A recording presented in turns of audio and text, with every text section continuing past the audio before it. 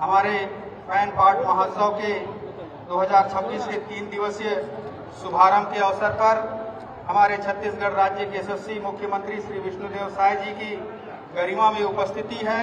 हम मैन पाट और सीतापुर की जनता की तरफ से आपका बहुत बहुत अभिनंदन करते हैं, बहुत बहुत स्वागत करते हैं। हमारा मैन पाट इस 2 वर्षों में अस्मरणीय बढ़ोतरी हुई है।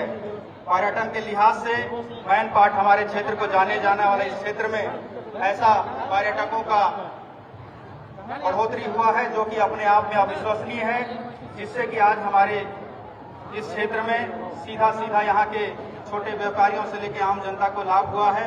मैं इसके लिए माननीय मुख्यमंत्री जी आपके इस योगदान के लिए मैं बहुत बहुत धन्यवाद करता हूं, आभार व्यक्त करता हूं। इस कार्यक्रम में उपस्थित सांस्कृतिक मंत्री श्री राजेश अग्रवाल जी, हमारे लुंड्रा विधायक श्री प्रबोध मिंज जी,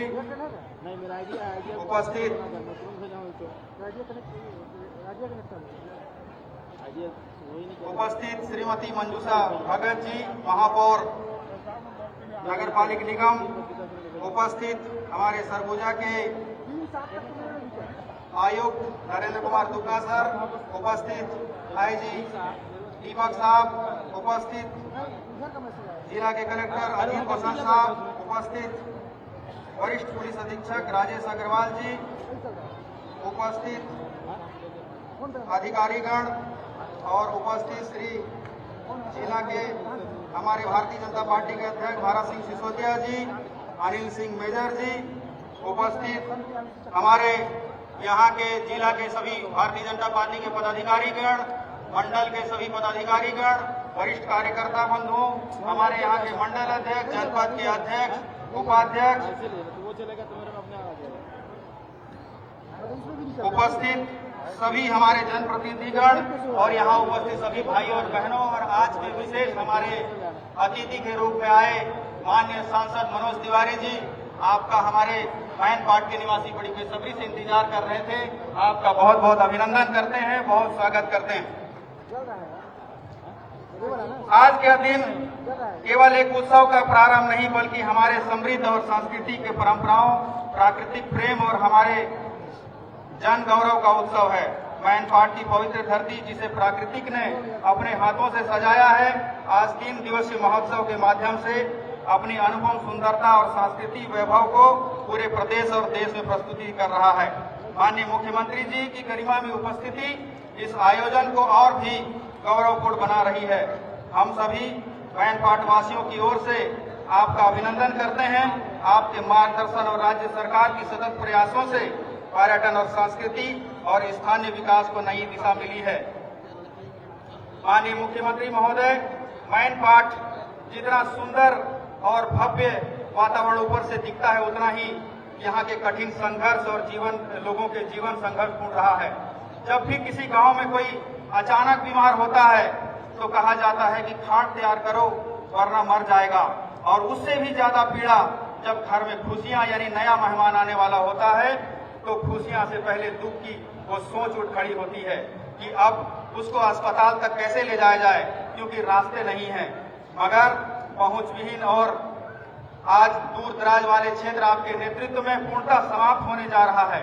यहाँ की नदियां कल कल करती हुई सुंदर मधुर संगीत तो गाती हैं, मगर ना जाने कितने मासूम की जिंदगियों को अपनी धारों में समा गई हैं, जो कभी वापस घर लौट के ना आए।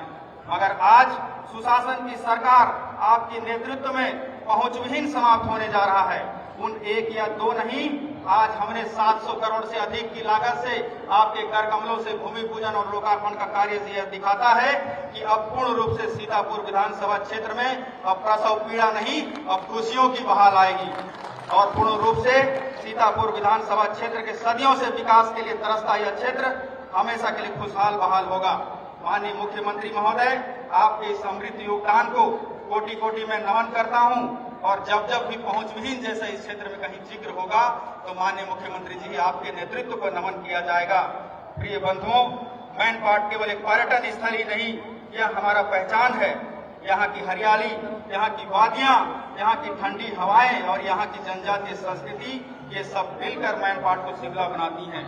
यह महोत्सव हमारे स्थानीय कलाकारों, शिल्पकारों, किसानों, युवाओं के लिए एक सुनहरा अवसर लेकर आता है। यह मंच उन्हें भी अपनी प्रतिभा दिखाने, अपनी कला को पहचान दिलाने और आत्मनिर्भर बनाने के लिए आगे अवसर देता है। आप सभी मैन पार्ट में पधारे, आप सबका मैं अभिनंदन करता हूं और साथ ही साथ मैं अपील करता हूं कि सभी दुकानदारों से कि हमारे आए हुए दूर दूर से जितने भी अतिथि हैं उनका विशेष ख्याल रखें। मैं अपील करता हूं सुरक्षा अधिकारियों और जवानों से कि किसी प्रकार की अव्यवस्था ना हो, और अपील करता हूं सभी वाहन चालकों और इस कार्यक्रम में आए 3 दिवसीय में सभी अतिथियों को कि नशा पान करके वाहन ना चलाएं। और मैं अपील करता हूं सभी क्षेत्रवासियों और मेला उपस्थित सभी भाइयों बहनों को कि इस आयोजन को सफल बनाने के लिए, हमारे मैन पार्ट को साफ सुथरा रखने के लिए आप सभी का योगदान बहुमूल्य होगा।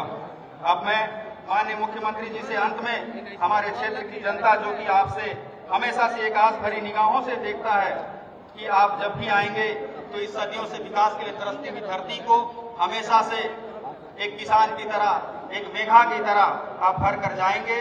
मैं क्षेत्र की कुछ महत्वपूर्ण मांगे हैं महोदय, मैं आपके समक्ष रखना चाहता हूं और पूर्ण विश्वास और आशा भरी निगाहों से उम्मीद करता हूं कि आप हम सभी को ये सौगातें देंगे।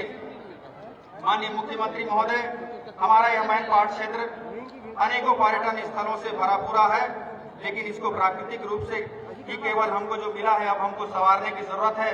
इन सभी पर्यटन स्थलों के विकास कार्यों हेतु 4 करोड़ की लागत की स्वीकृति करने की महान अनुकंपा करेंगे, मैं ऐसा उम्मीद करता हूं। माननीय मुख्यमंत्री महोदय, नर्मदापुर से लेकर परपटिया तक सबसे लंबी सड़क मैन पार्ट की, जो कि मैन पार्ट की धमनी कही जाती है, पर्यटन के लिहाज से सबसे महत्वपूर्ण सड़क है, जो कि कई वर्षों से जर्जर अवस्था में है।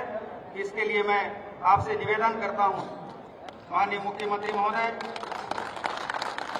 शासकीय श्यामा प्रसाद मुखर्जी महाविद्यालय सीतापुर का शिक्षा का वह हब है जो कि सन 1986 से पूर्व के बने हुए भवन में संचालित हो रहा है, लेकिन यहाँ की छतें समय समय पर गिरती रहती हैं, जो कि हमारे उच्च शिक्षा के स्तर पर यह विद्यालय बहुत महत्वपूर्ण है। इसलिए मैं इसके भवन की आपसे अनुरोध करता हूँ। माननीय मुख्यमंत्री महोदय,